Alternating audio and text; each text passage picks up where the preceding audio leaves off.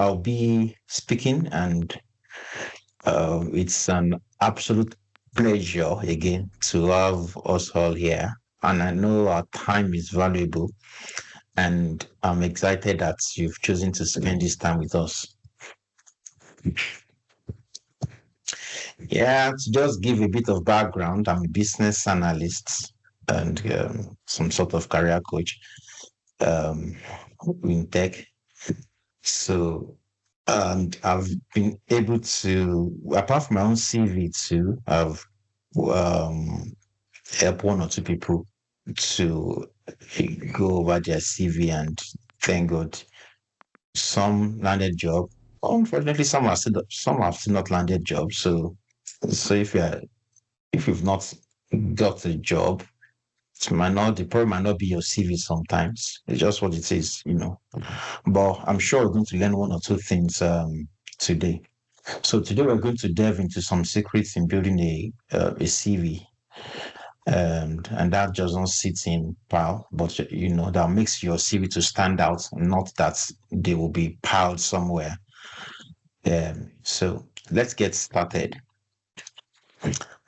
Um, why do CV matters? Because you see, let's be um, honest about ourselves. The job market is competitive, especially in tech. And whether you are a business analyst, a software engineer, a data analyst, project manager, scrum master, your CV is often the first impression you make on a potential employer. And as much as we've loved to believe recruiters carefully read through every word, the reality is that they scan. You can imagine when somebody's receiving like 100 CVs, yeah, and each one is like 1 to 2 pages. We don't expect him or her to read 2 times 100, maybe 200 pages. So they will just scan through it. So the goal is simple. We want your CV to immediately screen that, yes, this is the candidate that we're looking for. And to do that, we need to make sure our CV is an extension of ourselves, because the person that is scanning your CV does not really know you one-on-one. Maybe most likely than not, I've never seen you before. So when they see your CV or when they see our CV, they are trying to read us through that CV. So your CV should be your personal brand. It's what they see. That's the only window. That's the only screen through which the recruiter or the employer or the people that are interviewing you, that's the only screen they are seeing you through. And if it doesn't jump at them, they might not go forward from that step. So we need to craft it with care. So without wasting time, we're not here to listen to his speech. Let us just go straight into it. How to structure our CV that's for maximum impact. I'm assuming, and my assumption should be right, that almost all of us here are into tech one way or the other, maybe business analyst, project manager, scrum master, QA, and stuff. So, because I would have said that depending on your the environments where you are working, don't let me use the environments. In the industry where you are working, some kind of CVs are acceptable above the others. There are some kind of CVs that they like a lot of graphics and show different things. Of course, if you are looking to be a graphics designer, we might not expect your CV to just be come up straight like that. Or if you are like an architect, they might be expecting some of graphics or whatever. But here, as as tech, there's a way things are structured, because even though they might not look for the same content when they're employing us, but there will be some structure that they might be looking out for. Well, sometimes depending on the level of experience, but generally, this is a good structure if you structure your CV like the way I've put it forward. But don't worry, we're still going to look at one or two examples of a CV. I'll share my own CV, and maybe we could also give out, but I've not prepared it. I'm thinking out. I'll discuss it with Torilope, that we share a template sample of CV for you, and then we give an example of each of these sections. You can then fill it in out yourself to make it easy. So you might not bother yourself be trying to jot out a lot of things. So let's look at these sections one after the other briefly. The contacts information section, you should try as much as possible. As I said, we're still going to, go through an example, a sample CV, to make it clean and professional. No funny email addresses. I've seen some people, you see their email addresses, Kemsy Sexy 2005 at, or something for really, some funny email addresses, try and, if you have one of those, it's advisable, get one very professional, and maybe some short form of your name, or if your name is short, you just put it like that at something.com, so make it clean and professional.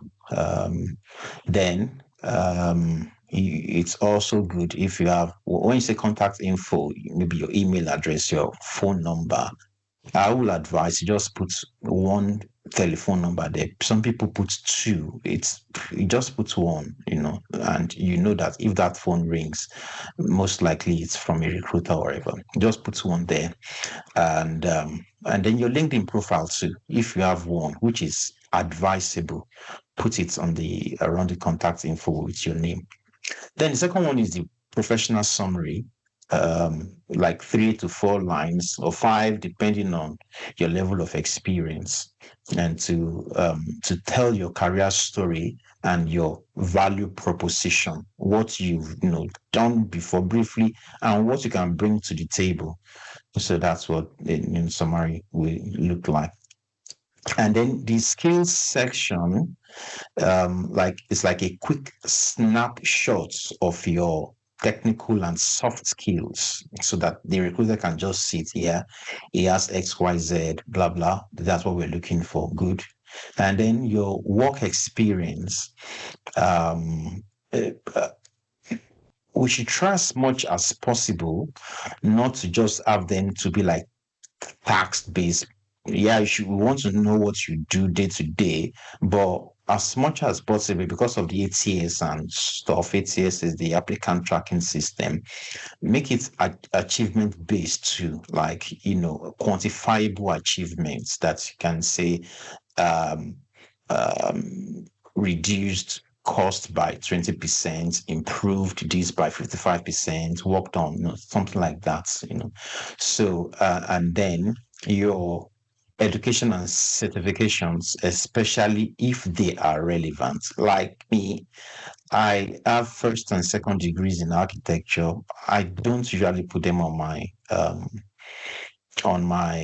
CV because sometimes they're not relevant. But there was a particular job I applied for, and the job is in a real estate firm, and they do some bit of architecture mixed with some funny job description. Yeah, so it was relevant. Then that one I put my architecture degree there, but usually I wouldn't put it there. In fact, the CV I'm going to share with you today does not even have any education; it only have certifications. Yeah. So if it's relevant, put it there. If it's not relevant, you might want to, avoid putting it, except because there are some applications you see, they will say they want some university degrees, but from my own, where my own experience. They prefer certifications over maybe university degrees, and but not every they've never even asked me for my certification copy of, oh, let's see your copy of did you pass this exam, BCSE, blah blah blah. No, but when I start working, they will ask if I have it and if I'm interested in taking. They will encourage me to take one or two certifications. Yeah. So if you have relevant certifications and education, by all means put it. But if they are not relevant, you might want to remove them. So optionally, projects and portfolio links, depending on your role. If I would say if you work with a lot of maybe a data analyst or something, or you're a UX UI designer, or you are a UX BA, something like that. Yeah, I want to put links to some stuff, some things you've done. You don't have to put the project in the CV. It's a CV. But if you have something that they can scan or a short link that they can just copy and paste or click, and then take them to an online portfolio somewhere, maybe a cloud, something saved in the cloud, and they can see what you've done. Yeah, by all means, put it there. But it depends on the job you're, applying for and your role too. And then I would say aim for maximum 1 to 2 pages. I have a CV that is just 1 page. I have another one that is 2 pages. So while preparing for today's webinar, I was trying to optimize my CV, change, so it could cover some things that I've already spoken about right now. So the CV moved to 3 pages. It's been long since I used a 3-pager CV. Right now, I use just 2-page CV, but I've used 3-page CV before and got me the job. But I don't think 3-page long CV is good. Except maybe you have decades of experience. Yeah, by all means, you've been working since, who knows, 2005 or whatever, and your experience cannot fill in your 2 pages. Yeah, you can put 3 pages, but you don't need to put unnecessary experiences when you are working as a pilot with British Airways, or when you are working at somewhere that's not relevant to the job you are doing now. You could avoid doing all those ones. For example, at least I've started working since like 2005 or so, but my CV starts from 2017, so, and I'm even looking forward to cut it shorter now to like maybe 2020, for just 5 years. So you don't need to have too long CV. But also it depends on how well you can structure it, and what your job role and what you are also applying for. So there's no fast and fixed rule about it, but you have to be considerate about the person also that is also reading your CV. Okay.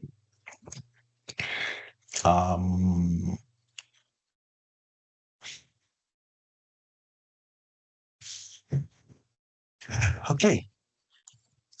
So you want to um highlight skills and achievements. Now, here's the source. You want to highlight your achievements. This is where most of us struggle because we focus too much on job duties. Recruiters don't just want to know what you did. They want to know how well you did it and the value you added. Okay, so I always recommend using the STAR method to frame your achievements, like situation, task, action, results. For example, instead of writing managed project timelines for maybe a project manager, you could say managed end-to-end delivery of a £500,000 project, meeting all milestones ahead of schedule and achieving a 15% cost saving. So you want to put achievements, and you want to put quantifiable achievements within your CV. You can see the difference in like just saying reduced deployments by what? What can you be measured by? Reduce deployment by 40% through automation, So you don't just want to put worked with stakeholders, gathered requirements, but what's the essence? What's the result of the requirements you gathered? Okay. So we want to put quantifiable achievements. And then, if possible, depending on your level of experience, it's good if you have a separate section for achievements. Okay, so that's one of the reasons why this CV I'm going to share with you is a bit long. I put a separate section for achievements. So we're going to go through it very soon, just in a few minutes. We're here to learn how to do CVs, not just to listen to stories. So let's just go ahead with it. So let's see some common mistakes that we make. Let's talk about the classic mistakes we see every day. Some of us like using generic CV. We go to Indeed, LinkedIn, just put the CV there. The advertising for a Scrum Master, product owner, BA in Lloyd's Bank. Excuse me. And then you just send it. Barclays Bank, send it. Insurance, AXA Insurance, Aviva, you send it. British Airways, you send the same thing. It's not likely all of them will be looking for the same person, or they'll be doing the same project. So most likely that's our generic CV that we throw out might not work. We could be lucky that sometimes it could work. Yeah, it could work. Could be lucky, and then they call you for the interview. But it's not so good to just be sending the same CV. Try as much as possible to tailor your CV to the work experience to the job description. I understand the fact that sometimes you could be on the train and you could see that this application will close in the next 5 minutes. Well, by all means, you could try your luck. It's better to send it in instead of not sending anything at all. Yeah, I would send it if I were in your shoes in that position. But if I have the time to do it, I'll sit down and tailor it. Okay. The second one is overloading CV with information, So we should try as much as possible to be precise and to be concise too. So sometimes, even if you have a lot of things there that you've written, sometimes you won't put them in bullet points. It's easy for them to scroll over it and see it. Those bullet points will separate one line from the other. And we want to avoid too many buzzwords, like you say, dynamic team player with a can-do attitude. Just for example, okay, now show me the proof of what you did. Oh no! So if you say dynamic team player with XYZ coordinated a team of so to deliver this and that, that's still more precise than just putting a funny buzzwords or common buzzwords that almost out of 20 applications, you still see the same thing in like 10. And then, sometimes poor formatting, dense blocks of text, which are painful to read. We don't want to avoid, doing those ones. And typo and grammatical mistakes, it's a no-no. You see, so it's very common, to see punctuation error, spelling mistakes, using caps where you're supposed to be using small letters, or using small letters where you're supposed to be using capital letters. So, and if we could use things like Grammarly and stuff to correct, to check grammar it would be very nice if we could do that. So let's avoid spelling and grammar errors because, as I said, your CV or our CV is like our personal brand. And if they see spelling errors, maybe if they see it in one or two places, they could say it's an oversight. It could even be a typo where you're typing, but when almost every paragraph has spelling and grammatical errors, so they will just brand us that maybe we don't know what we're doing or we're not competent. We can't even spot our own errors. So how can we effect change in an organization? Okay. So your CV should be easy on the eyes, straight to the point, tailored to the role you are applying for. We can't overemphasize that. So let's see some practical tips to stand out. Um, we all know, as I said, yeah, the recruiter, when they send out job descriptions, if they could receive 100, 50, 20, applications, and they might not have the time to scan through everything. So they use what they call this ATS system. So the applicant tracking system. So it's good and they will have imputed some keywords for that particular job description, and that's what the ATS will be scanning for. So scan the job description and sprinkle some keywords into your CV. And so many companies, since they use the ATS, it can filter your CV based on these keywords. So, if they're looking for a business analyst, being looking for an agile business analyst, so you already know they'll be doing things like writing user stories, working in sprint and stuff. So you want to include those ones in your CV, as against it's mirroring that maybe you worked in a waterfall environment.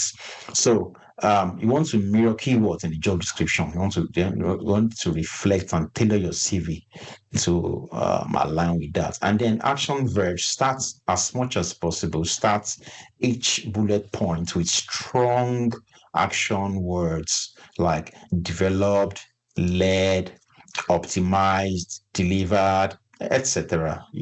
And also, okay, I think I didn't. Let me talk about professional summary. It's like your elevator pitch here, yeah, in like 3, 4, 5 lines, depending on your experience. It's make them want to keep reading. Oh yeah, this is nice. It's like stick them to get them stuck to your CV. It's like you're starting a movie, watching a movie, and they're starting with a very an action-packed scene. If I think is it this film? Is it Skyfall? And they started with action-packed, and James Bond was blah blah blah blah. The first 10 minutes was filled with action. So you want to know what's going on, So that's what the professional summary is like, to want to keep them reading on. So I want to have a very well written professional summary, about yourself.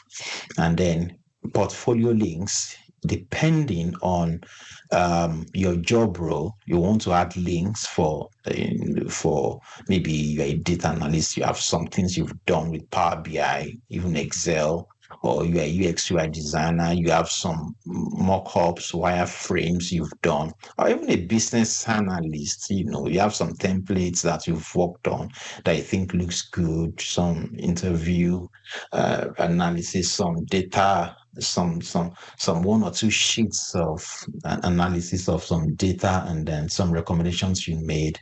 You could just have those links, and then you can, once they go to that link, they can see different folders for different things, and they can decide to go into any one of them. I remember many times Olokwe would say that he was in one interview, and then he just asked if he could show them something he's doing. I think was it on Jira or Azure DevOps, and then I think he said he got the job with that. So they with that they know, oh, this guy knows, this lady knows what he or she is doing, and they know the level you are in, and they become comfortable to carry on from that point. So also LinkedIn optimization. um I've even recently, I've not been sending my CV out, but almost every week, at least one or two people contact me via LinkedIn. Then they now ask for my CV, about a job. It's because you've made your LinkedIn to look good. So let's make sure your LinkedIn profile reflects the same strength and clarity that your CV does. Recruiters will check both. They will check your LinkedIn. And so make it count. So have something very good. Have a very good um, uh, professionally taken picture on your LinkedIn profile, and let your LinkedIn mirror your CV, just like almost the same thing you have there, the jobs and stuff, your trainings, your things. There are many things that you can't even put on your CV that you can easily put on your LinkedIn profile. So they're going to check it. They'll check your trainings. They'll check some some engagements you've had on LinkedIn to like profile you some sort of way. Yeah. So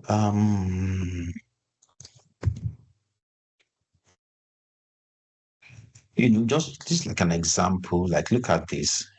Like you have this in your CV, and I talked like that it's good if you quantify things, your achievements on your CV, instead of just writing like responsible for gathering requirements from stakeholders. It looks better when you say gathered and prioritize business requirements, ensuring 100% alignments, and reducing rework by 30%. So um, so things like this work. So let's quickly walk through an example CV. Um, I think you can be asking questions while we walk through that one. We walk through an example CV and show you how to apply everything we've discussed. Don't let me say we've discussed, because we've not discussed everything I've been speaking about. So we will see how that work can what we can take out from that. Before then, do we have any questions? Why somebody's hand is up? I think I can see Emmanuel Mark Joseph. Am I right? Yeah, Larry, you're right. Good evening. Good evening, Okay. everyone.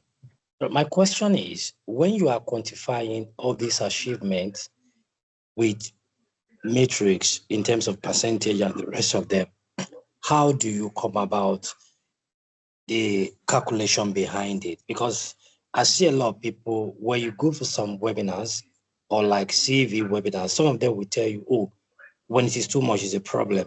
Some will say put it. But now you are standing in between. You don't even know where to dabble into. So at times I don't put it on my CV because, for instance, I'm just not new. I haven't really worked in an environment whereby, um, like in a real world environment. I've done some simulation projects and the rest of them. But how do I quantify with matrix? Is there any mathematical concept behind it or anything? That's my question. Okay, good. Thank you for that question.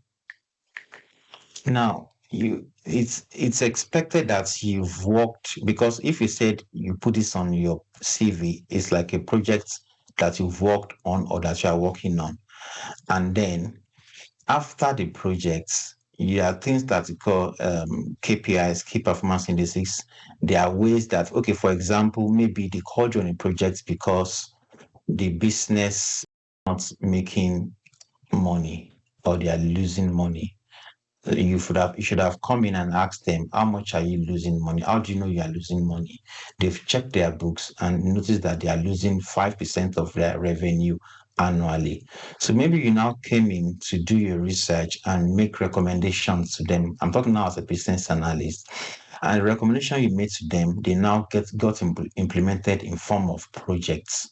So when it got implemented in form of projects, you now check after this thing has been implemented, after a month or 2 or 3 months. Now, are they still losing money? Oh no, they are no more losing money. They are now making money. Before, they were losing 5% of their revenue annually, but now they are gradually catching up, now making 10% more money they make, So that is a matrix you can say. So I worked on XYZ project. The problem was blah, blah, blah, and led to a 10% increase in annual revenue. So it will be from the books, from the projects you worked on. For another one example I can give you, maybe you're working on a website enhancement, and the problem is that the website was not bringing enough lead into the business where the owners of the company can convert these leads into customers and then make money from them. So you were brought in as a business analyst to look to do investigations to find out what the problem was. And then you did your investigation. Maybe you now found out that maybe the maybe the landing page is not beautiful enough, or they don't have enough information to land people, to land customers. And then you now, after your discovery, you make your recommendations for them to work on the landing page. And they implemented your recommendation. And after the implementation, after 1 month, 2 months, 3 months down the lane, you now notice that there's maybe 10 people were visiting the website, or were landing, maybe they were making just landing 10 people per month, but now they are now landing 100 people per month. That is that not like almost 1,000% increase or whatever? Anyways, you can do the calculation. What were they doing before? What was this case before? What is now the case? From there, you can know that you have 20% success rate, 50% success rate based on the result of the projects you did. Okay. And there are ways that can even monitor this without you doing any calculation. Many organizations have dashboards, maybe websites. You can just check their dashboard. As people are interacting with the website, as calls are coming in, or as we are doing different things, the dashboard is automatically updating these things, and you can get those reports from the dashboards. Does that make sense? Yeah, absolutely. It makes sense a lot. Thank you. Good. You're welcome. So before I go to the next person and go to the CV, so just know that your CV is your personal brand. So craft it with care. That's where you started from. And so thank you for joining. So I'm going to end this slide here. That's the end of the slide. And let's see this CV. It's my CV. 1 minute, please.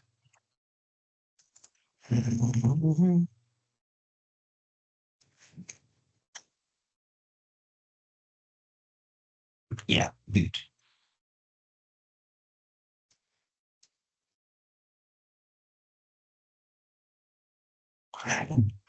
Does anybody have any questions before we go over this CV together? Okay. Somebody's hand is up. Okay. Yeah, please. All right, thank you. Thank you for the session. I think this is eye opener. My question will be simple and direct. I want to say, if we were to list the job responsibility or the roles that you did while you are in a particular job, how many points do you think is ideal? And does it also mean that all the points can go with the format of this staff format that you mentioned? I think that's my question for now. Thank you. Sorry, can you please repeat that question? How many points? Yes, how many bullet points is ideal to actually, explain or to show the particular job, one particular job, let me put it that way. And then, okay, I get does you. it mean we can also use like the this job same now staff format for all the bullet points? Thank you. No, there's no fixed and fast rule about it. These are just suggestions. Okay. If I answer your question and say 3 bullet points are ideal, or I say 5 bullet points are ideal, or I say 8 bullet points are ideal, but then you have 5 years work experience, and we recommend that we don't want your CV to go more than 2 or 3 pages. By the time you add 8 or 10 bullets per work experience, your CV might be going to 5 pages. Do you get the point? Yeah. So, but if somebody has I just started working last year as a business analyst, and he or she has just worked in maybe did an internship and then is now doing a proper work. The person could have enough space to go for 8 bullet points, So it depends on the length of your CV, which I don't recommend should go more than 2 pages. How many work experiences do you want to put in the CV apart from other things like summary, key achievements? That will now determine how long your CV will be. But then if you focus on having between 3 to 5, it's okay. But if you can keep the longer ones on your first work experience, and you can reduce it for the other work experience. So does that answer your question? Yeah, very well. Thank you so much. Yeah. Yeah, thank you. So now, by no means this CV I'm sharing with you is not a golden standard. I just try to make sure to cover all the key parts that I shared previously, like here, these key sections. Can you see contact info, professional summary, key skills, work experience, education and certifications, optional project links, and I said aim to 1 to 2 pages. Unfortunately, as I said, if you look at it, this is 3 pages. So I'm just trying to tell you that there's no law towards it. It depends on what you're trying to achieve, your experiences and stuff. Okay, so let's go over it one step after the other. So look at this one. From here, you see Larry Wally. Sometimes some of my CV, I change my name to Ola, like that. Sometimes, yeah, because it's easy for some people to read. But I'm not saying you should change your name. Sorry, Control Z. But sometimes I've seen some people that have this kind of name, and this is my full name. So if you're a Yoruba guy, or lady, or lamb,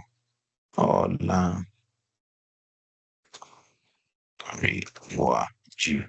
Now, even somebody that is a Nigerian, maybe is an Hausa person or an Igbo person, might find it difficult to pronounce this long name, except maybe the person grew up in Lagos or wherever, So, and if just come to the CV and see it, some people might not want to offend you, and because of that, they might not even give you a call at all.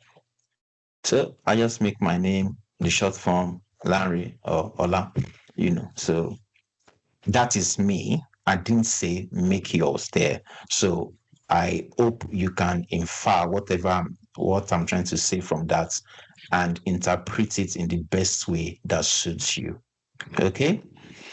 And then from here, you can see that I hope this link is working. Okay, it's working, but it's opening on that page on my. Sorry, I'm using like 3 different screens, so it's open on that page. So once I clicked on that LinkedIn link to LinkedIn, so to my LinkedIn page, so it comes here. It says, I told you sometimes I use Ola, so I just use Ola to me here.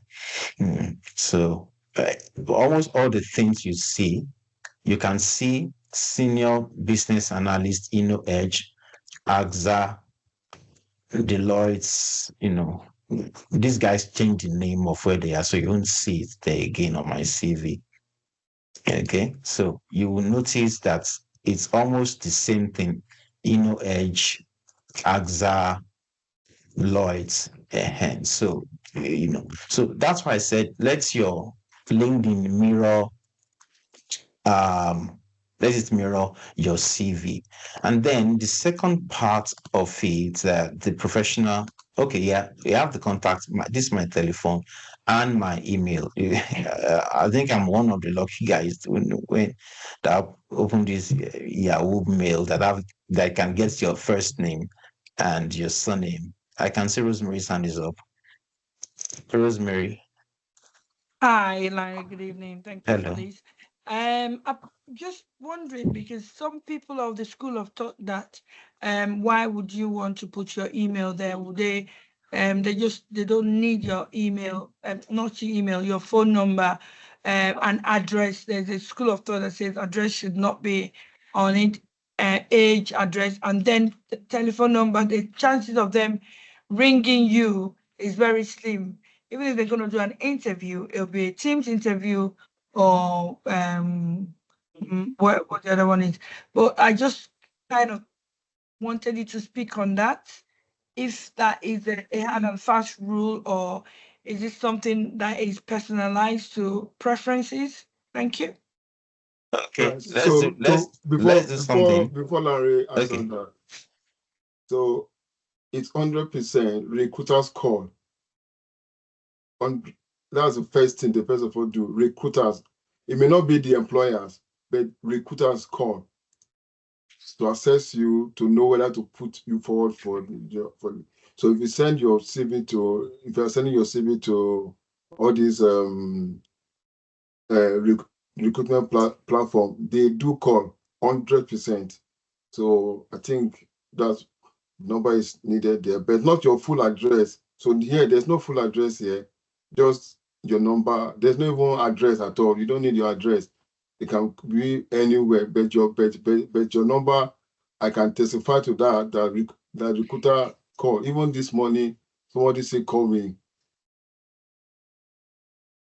Yes, thank you, Torilope. I receive call almost every week from recruiters. Let's even assume that I send this CV to a recruiter from maybe Indeed, and this thing is not there. Or may even say maybe this LinkedIn is not there and is there, and they got it. So how would they contact me? Let's start from there. You get it. So I think you should have it there. Your number, your email address, your LinkedIn profile, if you have a very good one set up. That's my personal opinion, and I've received many calls, from them. So through that, just like Lopez said, 1 minute, please. I need to sort something out to help to 1 minute. Gather my thoughts. Okay.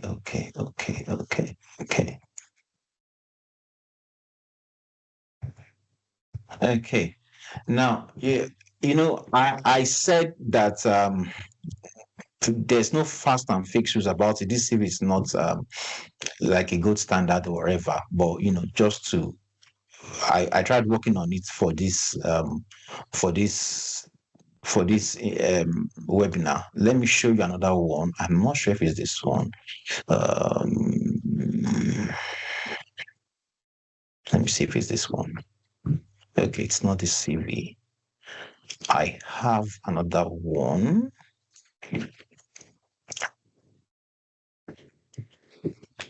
Coming CV.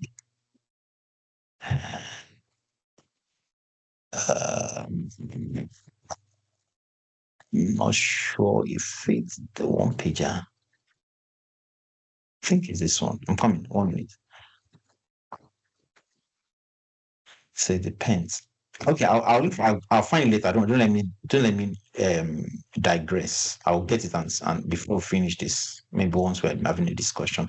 So this look at this summary page, this summary part. Yours does not need to be this long. It could just be 4 or 5 lines. So it's not that we share a template with you and you just follow it like this. If you just started maybe working as a business analyst 3-4 months ago, I don't see why you should have a summary page this long. This is okay, but have something that can talk about you. Then from there, I just added this section to mine. You can see it's not in this. I don't have that section here, but I just added it to this one. Now, some people argue that you can have your key achievements embedded within your CV, somewhere in your CV.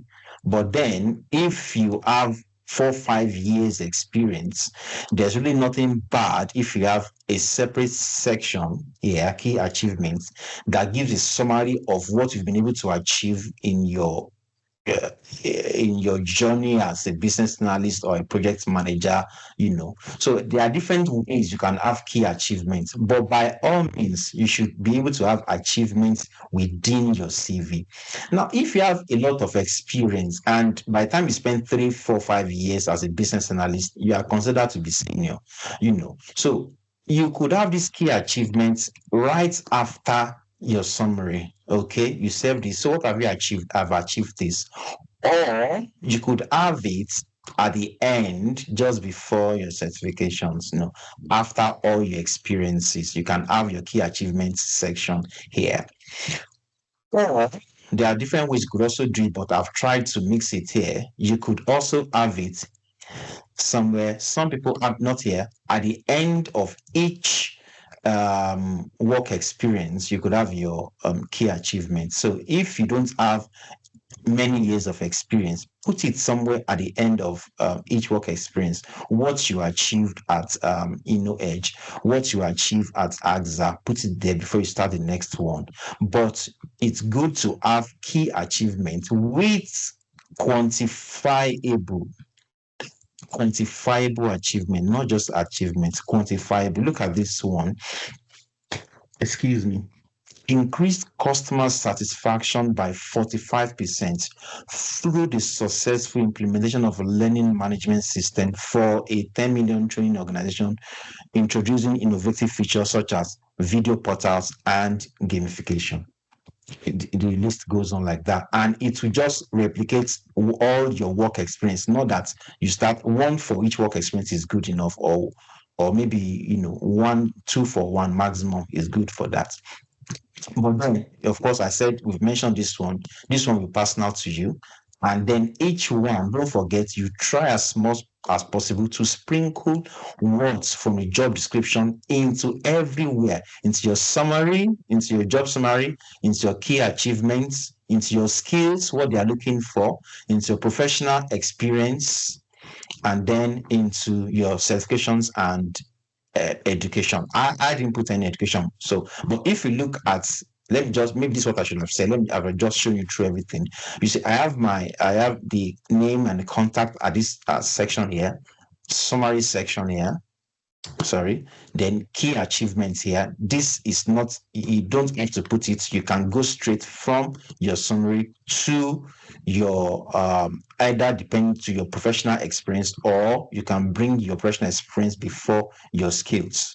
Okay, so it depends on what you want to do, but it's good for you to have your summary section, your key achievements if you've have some years of experience, your skills, professional experience, and then your certifications. Also, it's also good to have a section for references. Now, some people are of the opinion that they put reference available on requests, but if you are working somewhere and you've worked somewhere before and you have references that you've told that you might put them and they agree where you are leaving that place and say, yeah, you can put my name as a reference, why not? By all means, put it there. Okay, so well, if you choose not to put it, no worries. But yeah, if you put it there, you are not losing anything by putting it there. As long as you know that those references are legit, yeah, put them there. But before you put anybody as reference, let them know that you'll be putting them as reference, and so that just in case. Okay, good. So So we have key achievements here. As I said, you don't have to put them, but if you've worked with some years of experience, put them there. And they don't necessarily have to be after your summary. They could be at the end of your work experience. You can put it somewhere here before your certifications too. And then, but if you've not had so much years of experience, you can break this your achievements down. Maybe this one is for Lloyd's or whatever. You come here and put it directly under this one. Just say achievements, put them there. Just 2 lines is one or two achievements is good. Then put another one under this one. Then put another one under that one.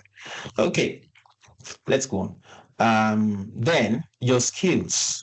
There are different kinds of skills here. I have general business analysis skills, data mapping, requirement elicitation, business process, BRP, gap analysis. Now, almost many JD for business analysts will have most of these things that you are seeing there. Gap analysis. If it does not have gap analysis, you see assist to be, project read, UX, UI, and stuff like that. And then, now instead of just writing skill under one section, I'm breaking down into different sections: business analysis, operational and delivery capabilities, work streams, tools and software, Agile, Confluence, Azure DevOps. There's no Azure DevOps here. Yeah, so methodologies, Agile, Scrum, Waterfall delivery, UML, customer journey mapping, and stuff like that. So depends on how you want to put it, but put it in such a way that by looking at it, they have a straight idea of, what can this guy do? Or what can this lady do? Easy. Make it easy. Put yourself in the shoes of whoever is reading your CV and ask yourself, how easy is it for me to read this CV? And then when you get your professional experience, let it have a structure. Let us look at I think I have 1, 2, let me drop this guy down here. I think I have 1, 2, 3, 4 here. Now, okay, so if you look at each one of them, I have the what they call the not the job description, what's called the job title, then the company, and then the year. So under each one, then I have like a description of what I did. What did he do at InnoEdge? Or what is he doing at InnoEdge? And then like a brief bullet point of what I'm doing day to day. Like AXA Insurance, you have a business analyst at AXA Insurance from this time to this time. What did he do? Drove a strategic blah, blah, blah, blah, blah. And everything I did there is also measurable. And then you now go to day, what you did. Now, some people could argue against this. So if you are like junior to mid level, you don't need to put this one. You can just come like this. Okay, so you don't need to have that detailed one. So as I said, I was working on this CV for this webinar. That's why I added this one. That's why it got into 3 pages. But by the time I remove this, by the time I do away with this and I remove it from this one too, okay, and I also remove it from this one, and I remove this one too, everything will go back to 2 pages. So that's why I said don't see because you're saying 3 pages that you have to do 3 pages. I'll recommend 1 to 2 pages is good enough for you. Okay, so, and the gentleman that asked the other time, how many bullet points? Yeah, I have 1, 2, 3, 4, 5. I think 5 is good. Okay, so, but I don't want to say you must have 5 or 6 or 8. Don't make it longer than 8. But if you need to fill in the pages and you have just 2 work experience, you can put like 8 because you don't have a lot of things. But this one is 1, 2, 3, 4, 5, 6. Yeah, so it depends on what's your CV, your years of experience, and what you're trying to cover. So you can see it's the same structure that each of these work experience has. It's the same structure that all of them have. The role, the job title, the company, the dates, the summary of a high level summary of what you did and what you did day to day. Okay, and then everything is quantifiable by all the achievements is quantifiable by metrics. So it goes on like that. And then certifications. So please ignore the pages for now, okay? Certifications, BCSC, Prince 2, professional member of British Computer Society. So if you have relevant one, like if I have Scrum or Agile Scrum or whatever, I'll put it there. If I have AI certification, I'll put it there. If I have architecture, I'll remove it. I have like 3 degrees. I'm not putting anyone here. 3 university degrees. I just decided not to put anyone there because I don't think it's relevant to the business analysis job I'm doing, except that role specifies that I should have a university degree, and it's even aligns with what I studied in the university. So, so it depends, but let it have structure. Don't let it be too long. Let it be easy to read and easy to, follow. And then the ATS works well in black and white, so avoid too many colors. I wouldn't recommend you put your picture on your CV, so avoid putting too many colors. Black and white structure. Use Times New Roman format too is good. And which other one? Times New Roman, there's another one again, forgotten or not, but I use Times New Roman. So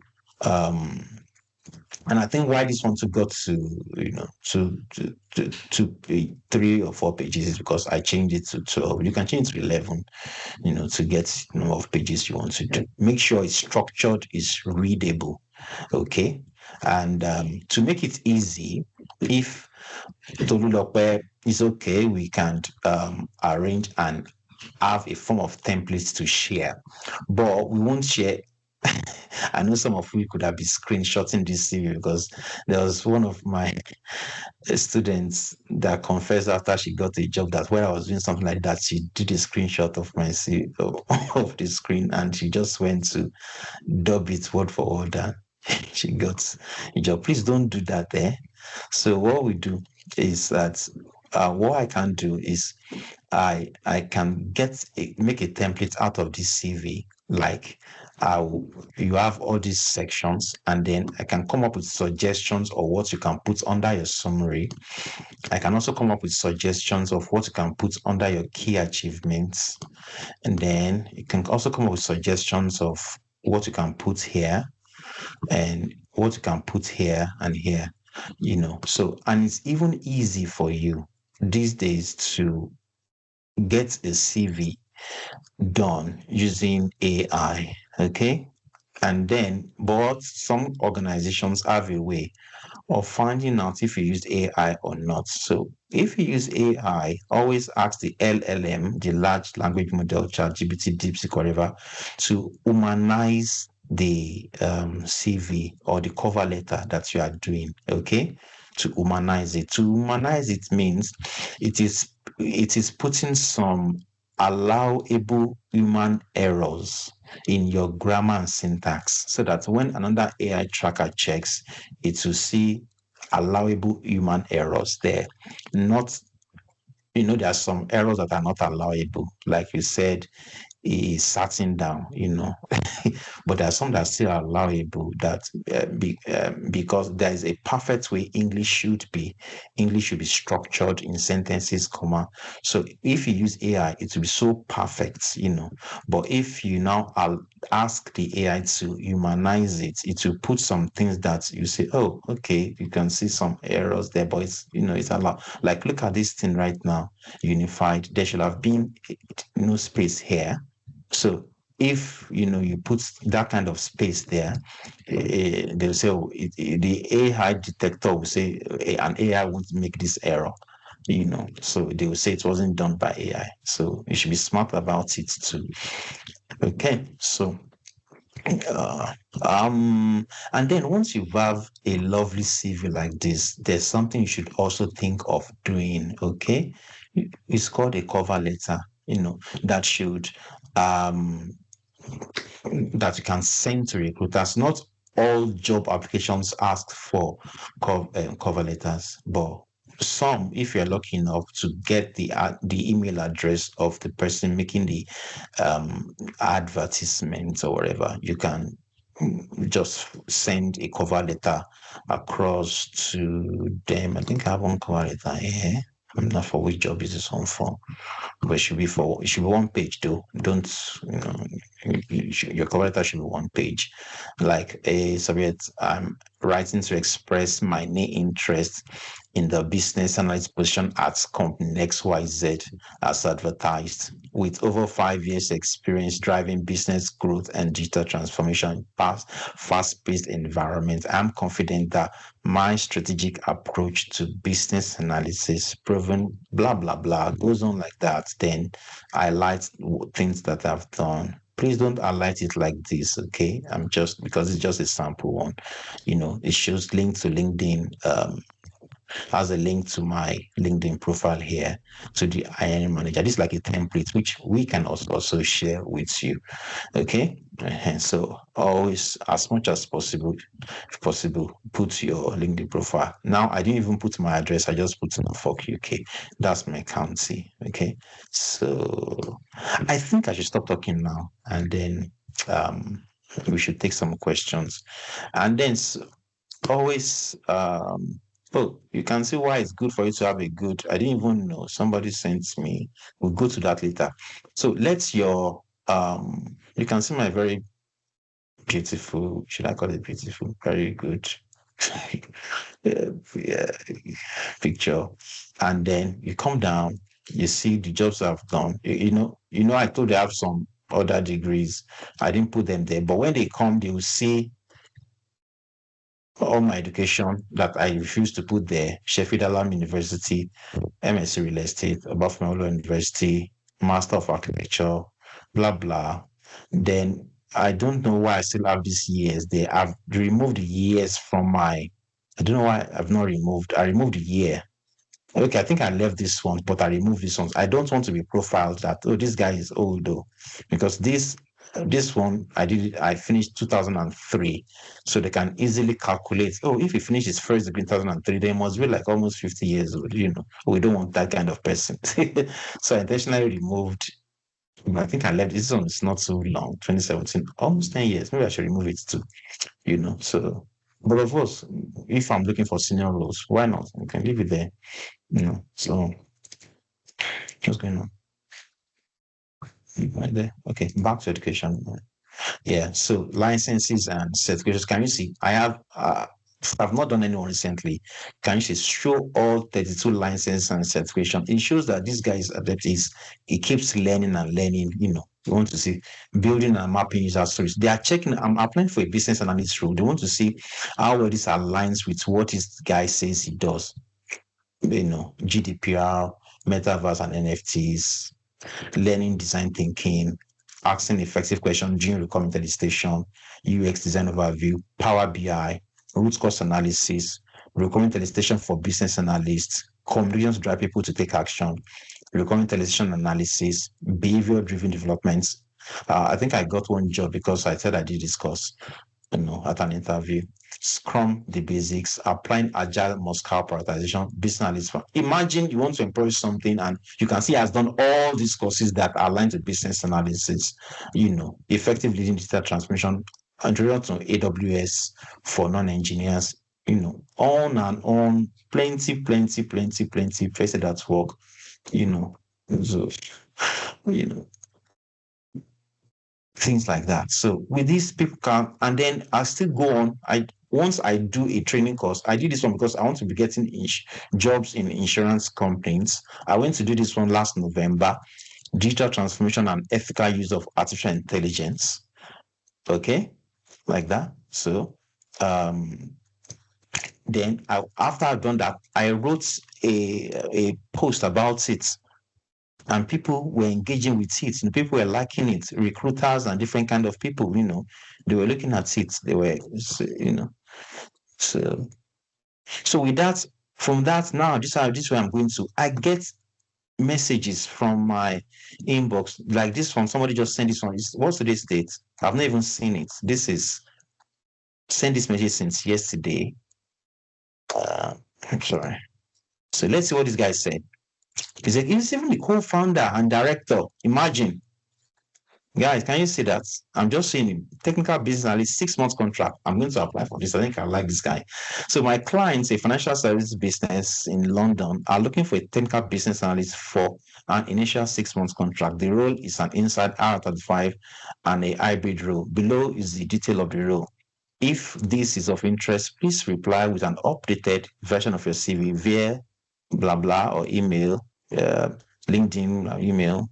Jack, that's right. So this role focuses on integrating cloud security protection with multiple blah blah blah blah blah blah blah blah skills, Jira, co-founder. I'll send this message later tomorrow. Did they put the money there? Oh my, but how much is it? Why would they put the money? Okay, anyway. So send me an email. I get that often. Look at this another one again. This another one. You can see they will contact you because you have your LinkedIn set up, you are interesting, you are sending messages, you are sending posts and stuff like that. So don't just end with sometimes your CV gets the right traction, lands on the right laps. They come to investigate you on LinkedIn or some other places. If you are not the guy, they don't bother to call you. There's another guy does that and they call him, they contact him, I get them. This is another one. Freelance. Keep contacting you. I'm still busy within this one's within not too far from my area. What's this one again? Job, business analyst, IT role. So you get the gist, right? You get the gist. So so that's it. Is there any question before I stop sharing?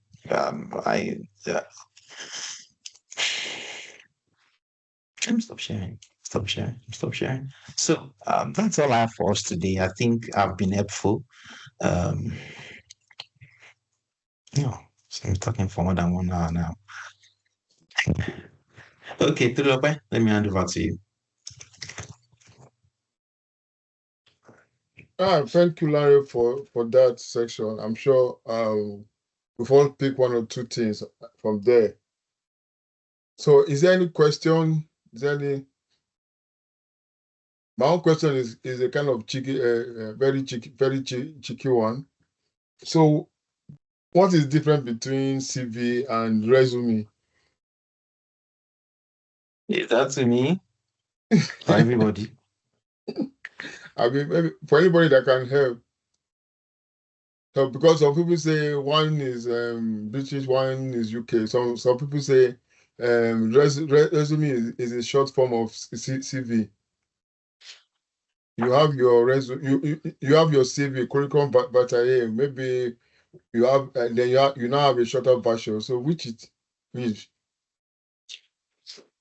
think you're right. For discussion anyway, not part of the.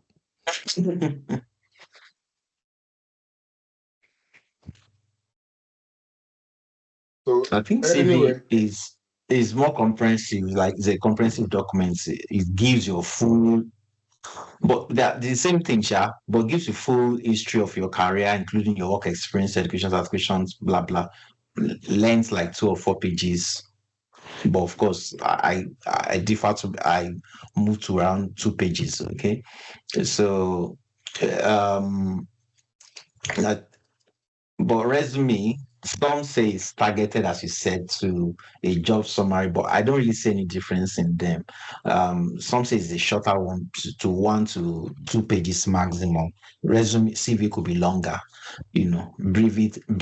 shorter, CV, resume is a bit shorter. CV could be longer. Yeah, somebody's hand is up. Let them, maybe they want to contribute. Louis Daniel. Yeah, hello, good evening, everybody. Good evening. I just have a question. So I am someone that's just transitioned. I've always been a microbiologist, and now I finished my business analyst course, and I'm also on the Scrum Master course right now. So, but I've started applying for jobs. Because we had assistance. Well, we did a course. I did a course with my fellow colleagues, which was a course plus work experience. So, that's how we got on to start applying for jobs. So that being said, means I don't have a lot of like certifications. A lot of them are like in view, as in I'm yet to do. So I just keep trying to. I'm wondering what it is that's setting me back, because I've been having like responses from some jobs, and then it's like they'll get back, then it's just silent. So I keep thinking to myself, it's the fact that I don't have enough certification, because when I was applying for, like in jobs within the microbiology, it's the experience, the how much I spoke about it, and what I had to show for that backed me up. So what do I do in this state? Because I'm in a state of desperation right now. I really want a job, so I don't know what I'm doing wrong. And yeah, I just thought maybe bring that out and see what you've got to say with regards to my CV and where it's at right now. Thanks. Okay, good. I'm sure Toloko will have something to say, but let me just chip in something. Let me ask you a question before I chip in. You said you've been sending your CV out, and have they been calling for interviews, or they just saying unfortunately blah blah blah? No, I don't. It's not the. It's the middleman. So when you put your CV, because I put my CV out on LinkedIn, on different work searches, search. What's what you call them? You know what I mean? So it's like the middlemen will call me and they'll say, "Okay, we've seen your CV. We're going to tell the company to then call you for an interview." But I haven't had any interviews. Yeah, it just ends there, more or less. Good. I'll first of all say congratulations. Oh, okay, thank you. Yeah, but you even got your CV passed through the system and then lands on somebody's laps. For them to call you is a good sign. At least you've done something good with your CV. Okay. Okay. Some the CV will not even scale through at all. Right. Now, yeah. I say these things at different stages. There's a point you send your CV, nobody calls you for who knows 1 month, 2 months, 3 months, some people even 1 year. But if it's getting more than 3, 4 months, you should stop, check what you're doing and do it again. Some people, they call them and say, oh, okay, like you, they've been calling you now and said, oh, we'll get back to you, and they don't get back. And then some people, they get back to them, they get to the first interview, they don't go beyond that first interview. Okay. And then some again, they pass the second interview and then they stop there, But what I'll say is, any stage you are, you've done for them to call you or to get that attention, you must have done something right, at least to a stage. Now, if you're not going past when they speak with you, most likely you are not saying the right things when they speak with you. Okay, that's what I'll first say to you. I can, to maybe 50-50, I can say that you're not quite saying the right thing. Now, if you want to employ someone for a role in your organization, between you and me, you want to employ the best person. And if you have 10 people, and if you have even 2 people that are topping, out of those 2 people, you still want the better out of them. So maybe one is scoring 7 and the other is scoring 9, and they take the guy that has scored 9. Doesn't mean that the guy that scored 7 has done something bad. It's just that somebody did better than him or her. So people are doing better than you. So you now have to ask yourself, what am I doing wrong? Or you might not have done anything wrong. It could be, what have I not done? So sometimes when they call you and you are speaking like that, you want to have some. You said you're a business analyst and you are doing Scrum training. You want to be having some business analysis, technical words or jargons. If you know who that person called you and the job you applied for, if they are not the company, if they are like the recruiter representing that company, they might not even know business analysis up to what you know. But they have the job description in front of them, and those job descriptions they've ticked gap analysis, Scrum, process mapping, UX, UI, and in the just 10 minutes that they've spoken to you, you did not mention any one of these. They're not going to call you back. Okay. So know the role very well, and know the job description, sprinkle them as you are talking on your CV, as you are interacting with these people. And I'm sure you move beyond that stage. But as I said, for them to be calling you, you've done something. I'm very sure you've done something good with your CV. But if you check what we've shown today, if there's something that you can add to whatever is on your CV, add to it. I'm sure you're going to get more calls. Then it's more than getting the calls, it's than what happens when you're in front of the caller. That will determine if you go to the next stage.